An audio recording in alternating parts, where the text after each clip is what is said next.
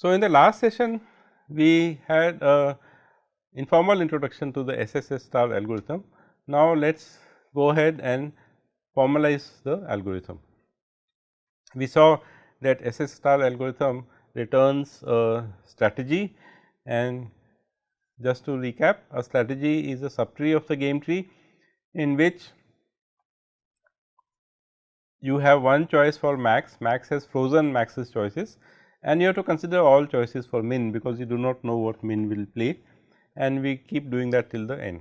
So, the strategy that SS star or the algorithm that SSS star pursues is to look for the best strategy, and it starts off with a cluster of partial strategies and keeps refining the best strategy. So, here is a version of SSS star which is iterative in nature. So, this gives the complete algorithm, and in the following slides we will look at each of the three possibilities in a little bit more detail. This iterative version of the algorithm, it maintains a priority queue, just as best first search algorithms that we have studied earlier did, and the nodes in the priority queue are the nodes in the game tree, and apart from the name of the node, it contains two possible values, that every node is going to be either live or solved.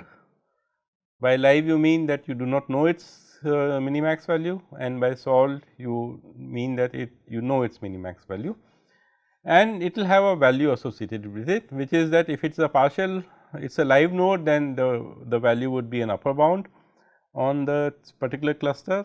If it is a solved node, then the value would be exact essentially. So, as you can expect, we start by at the root node, we add the root node to the priority queue, and we will continue this algorithm till the point when the root appears again at the head of the priority queue, and it is appears as a solved node. So, as long as root is not solved, we will continue the following. We will construct the strategies, which is what happens when we encounter a live node. Remember that the way that we construct clusters is that we add children.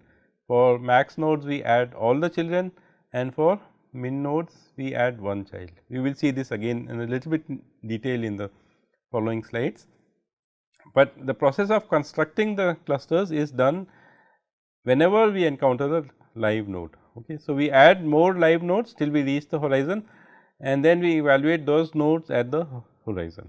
We will see this in more detail. The other option is when we retrieve a pop node. Retrieve meaning when we are popping nodes from the priority queue, the nodes that would be popped is the ones with the highest H values, and if they are live, that means we need to add more clusters. If they are solved, that means we have solved, and we have to go in some sense in a backward phase and apply the minimax backup rule essentially. So, whenever we encounter solved nodes, we move a little bit higher into the game tree, and we will keep doing that till eventually we reach the root. So, let us look at these three components, which are lines 1 to 6 in this is the initialization phase, lines 7 to 14 is the forward phase in which you are constructing clusters, and lines 15 to 23 are the backward phase in which you are backing up values essentially. So, this is the initialization phase, and you can see that that is what we are doing here. We start off by adding this triple, which is the root node, and it is live in the sense that we do not know its value, and a value infinity. In practice, instead of infinity, if you are programming, you would use some plus large or something like that, and it says that the sky is the limit in some sense for the value of the root node, that the minimax value can be as high as plus large.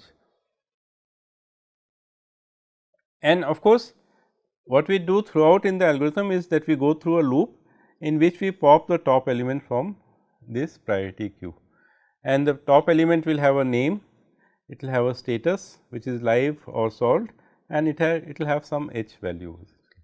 We will keep doing that, and because we are writing a algorithm which is iterative now, which is kind of going back from the recursive version to the iterative version, is that if the root comes to the top of the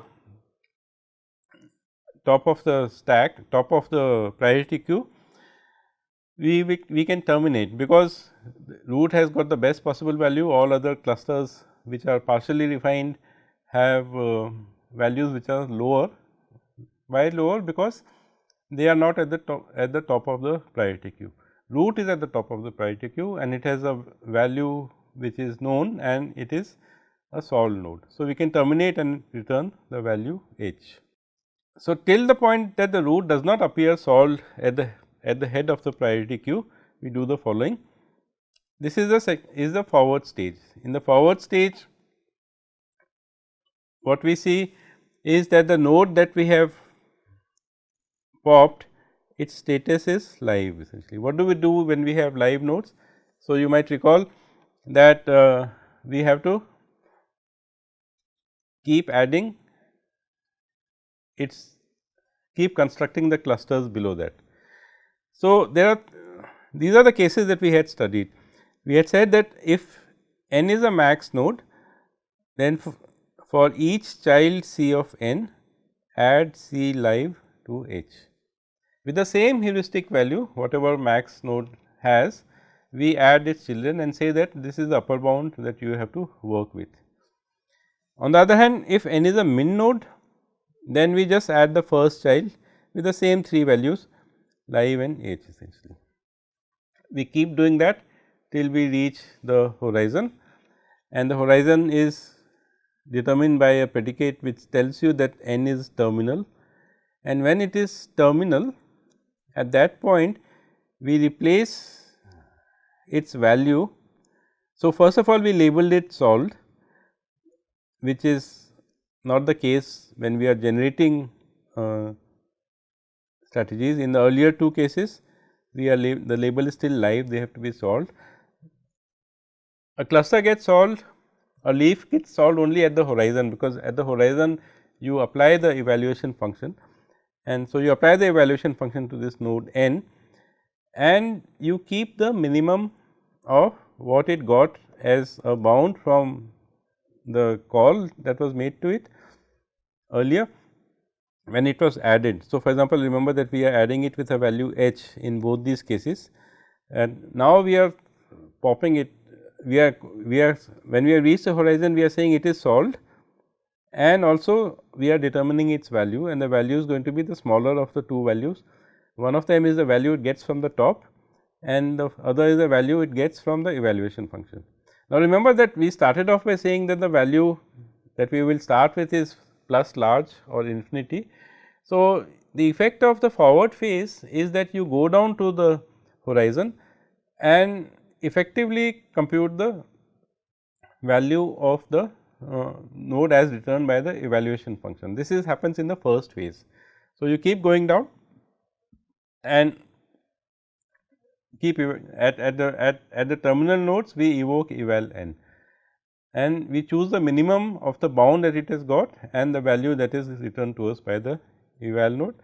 In the other two cases, we insert all children for max and one child for mix. So, we have seen this for min, right.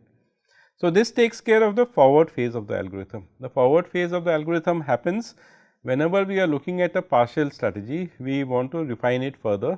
So, we generate clusters, and which means we add children which are also live nodes till we reach the horizon. At the horizon is when we apply the evaluation function. So, once you can imagine that when the cluster formation is happening, in our small example that we saw, there were 4 clusters. So, we constructed this tree, we traversed the tree downwards, selecting all children for max and one child for min, and at the lowermost level, at the horizon level, we had values for those 4 nodes, and those values are the values returned by the evaluation function. So, once we have all the leaf nodes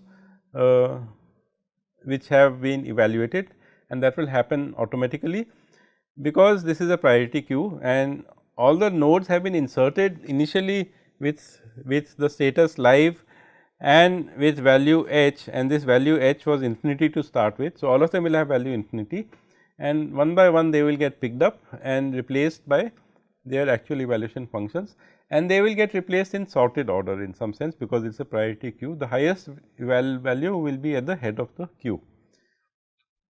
So, once we have popped all live nodes and replaced them by solved nodes at the horizon, then we start popping solved nodes from the horizon, which is equivalent to what we said earlier, was that you refine the best strategy. Why the best? Because it is a priority queue and the cluster with the highest eval value will be popped first essentially. That happens in the third phase of the algorithm that we have written from lines 15 to 23. So, if when you pop this element and if the status is solved, then you identify who the parent of this is. So, if this is n, then you have to keep track of the parent p, because eventually you have to back up the values to the parent p. So, we identify p as a parent of n. If n is a max node and is a last child, then we add p solved h to the. So, we saw in the small example and we will see in a slightly larger example again, that once you have looked at all the children of a min node and you have evaluated the last node, remember that we will always be keeping the lower of the values. Once the last node has been solved, its parent can be labeled as solved essentially. But if it is not the last node, if it is an earlier node, for example, here, and that corresponds to this case here, that if it is just a max node. So, we have already gone past the case where it is not the last child. So, it is just a child. So, what we do is we add the next child in this thing. So, if we have solved this one here, then we add the next child here and then make this add that to the priority queue. If n were to be a min node, for example, this p were to be solved, then because of the fact that it is solved completely, and even if this its parent had many other children, but this value is at the head of the priority queue and you have popped it from the head of the priority queue, which means it is going to be better than the other children. The other children are only partially refined, this node is completely refined. So, at this point you can go ahead and say that the root that its parent is also solved. So, that is the third case that we are looking at. If you have popped a solved min node, so remember it is a solved node and it is a min node, then we can just add its parent and say the label is solved and whatever the value of h is. Not only do we do that, because we know that its other children are not going to be considered any further, we can remove them from the priority queue. We no longer need to keep them. So, this is the algorithm, and let us try to look at this again from the perspective of the iterative version that we have written now, and also look at a slightly larger example. Okay, so, this is what we were just saying, that if max node is not the last child, then add its sibling, else for both max and min add the parent as solved essentially. So, it is only the difference is when you are looking at max nodes, and because their parent is min, you need to explore whether you are going to have a sibling which is a lower value. Whereas, if you are looking at a min node, then because it is coming out of a priority queue, it is the one with the highest value, we do not have to look at its siblings, and we can simply say that the parent is solved. So, this is in some sense a key to this iterative version of this algorithm. So, let us look at an example and see how it works. But before we do that, if you are implementing this, then perhaps instead of having a triple in the priority queue, you can add a fourth parameter which you can call as player. So, you have the name of the node as before, you have the status as before, you have the h value as before, but this fourth parameter called player can keep track of who you are talking about. Is it a max node or is it a min node?